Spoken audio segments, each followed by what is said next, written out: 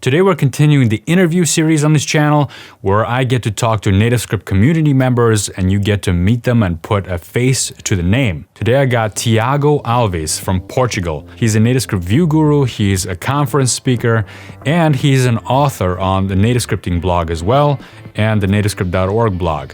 He's got a really interesting article that he recently published about deploying NativeScript applications with Fastlane. If you haven't checked that article out and you're thinking about deploying apps in NativeScript and you're considering tools like Fastlane for CI/CD, check that article out. It's really good. I'll link to it down below. You can also head over to nativescripting.com and see all the different articles that are up on that site. We got a bunch of authors there contributing really good content about NativeScript. Here's my chat with Tiago.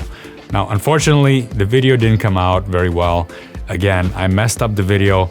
I actually didn't record myself. So we only have Tiago on one side, his video, and for myself, I'll use a still photo of myself so you can imagine me talking. Here it is.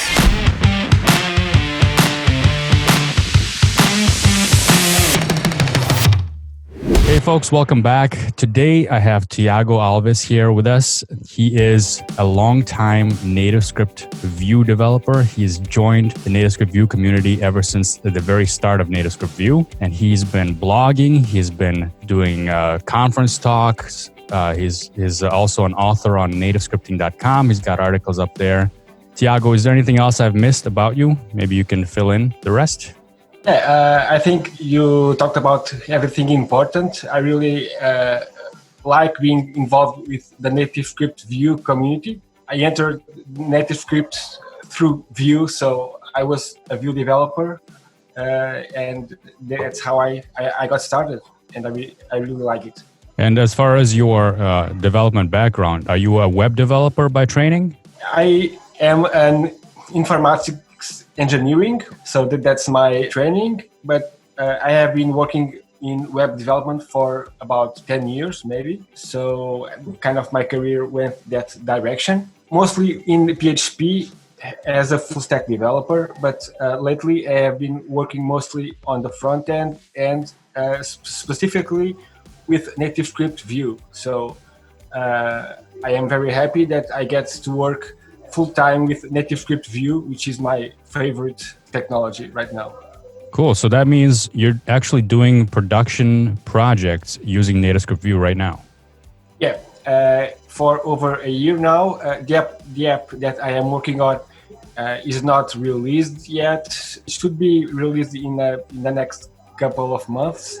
So I am very excited also to get that going. That's pretty cool. That's exciting. I'm sure everybody's excited to get their app launched. It's a big deal after lots of work. How'd you get into NativeScript? How'd you hear about NativeScript? How'd you get into it? Before I started into NativeScript, I was working in a company where we were developing an app in Ionic. So it's an hybrid technology with Angular JS. So before Angular 2 and so on. And we had several performance issues, and it always seems to be a roadblock in terms of performance. Like the web view itself, it's very limited in terms of performance, and whenever we had to do something more fancy, like more animations or load a bunch of stuff into memory, it was a big problem for us. And so I started shopping and looking for technologies. And I also wanted to switch to Vue because I was already working with Vue for some personal projects. And so I was looking for some technology that would allow me to develop native applications with Vue. First, I was looking into Wix, which is kind of another technology that allows that. But the problem with Wix, that's W-E-E-X, not W-I-X. Oh, not W-I-X. Okay. Yes. Wix is a framework developed mostly by Alibaba and their umbrella companies in China. So the problem, or the major problem with Wix is that it's very confined to China, so the developer community is mostly there, and it's very hard to even to talk with other developers because there is not a big effort to talk with other people. They just want something that works for them, and it was very hard to work with it. Almost at that same time, Igor started working on NativeScript Vue, and very soon I started playing with it. I remember that there was a NativeScript contest. We had to develop a NativeScript Vue app. So I did that. It was like a couple of days where I hacked something, but it was good enough to win that contest. And I felt happy for winning that contest, but the NativeScript community felt so open, felt so good to be part of something. It really grabbed me, and I think that it's also one of the major strong points with NativeScript, that the community is so good and so welcoming. And I just kept doing stuff, showing my results, showing things that I have learned. So that's how it goes. Yeah, very cool. Well, congrats on the win there. So I take it that you prefer working with Vue.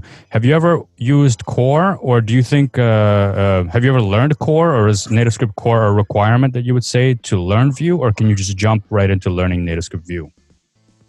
Well, like I said, I came into NativeScript through Vue, so I was already a Vue developer. I knew Vue. I have done some things with Vue Core and even Angular, but just for the demo projects. I think I have a couple of plugins that I wanted to build a Core and an Angular demo, so I use. That's kind of my only close contact with Core. Most of the knowledge is transferable, actually, because NativeScript Vue documentation was still a bit behind. I had to learn how to read the documentation in the NativeScript Core and Angular, and then translate it to Vue. It's actually not hard.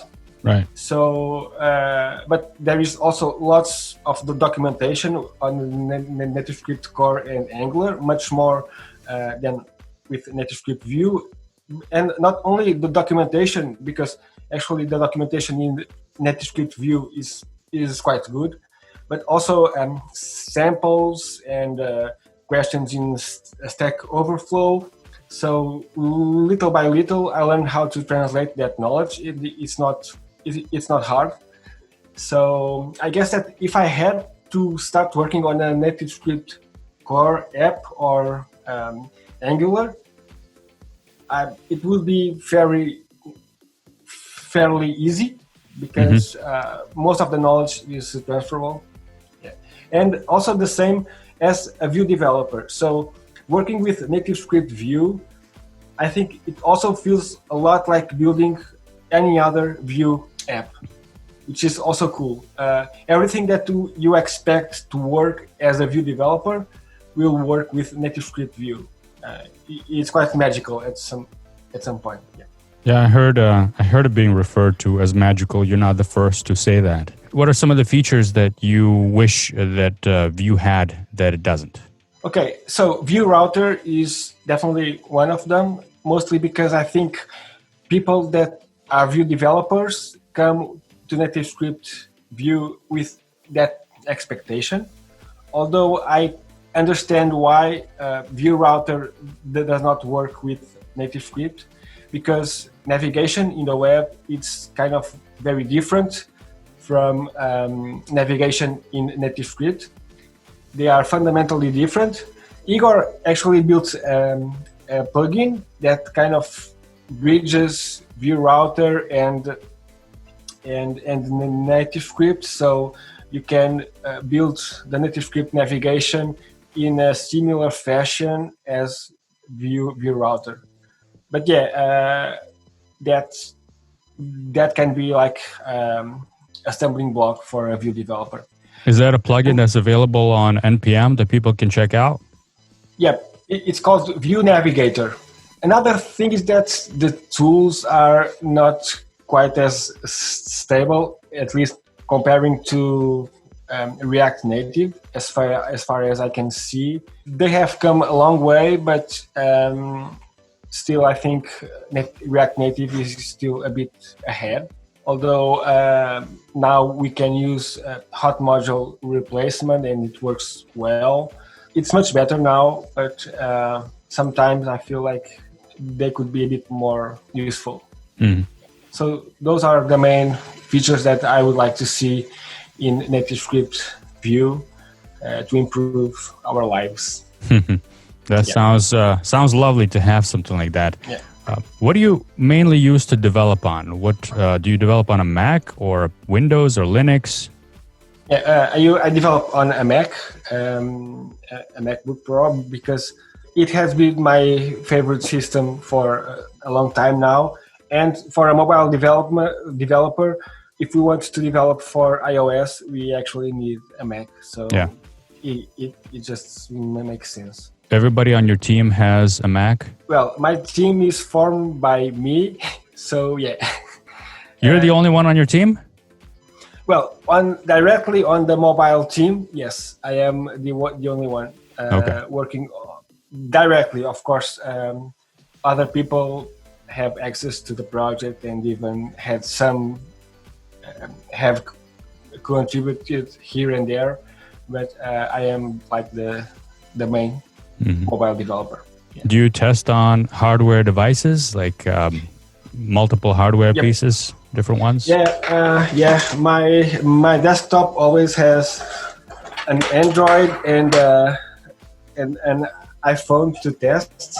So I usually use those all the time because it's faster than using a simulator. I also use the simulators for instance, when I want to test other devices, like on tablets or on other versions. But yeah, mostly I use a real Android and an iPhone.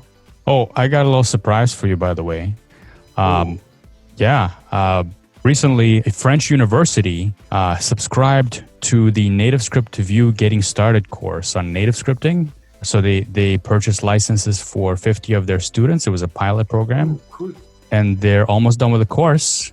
And they referred to your groceries app GitHub repo for their code. So there's a lot of people looking at that from university, which is pretty cool.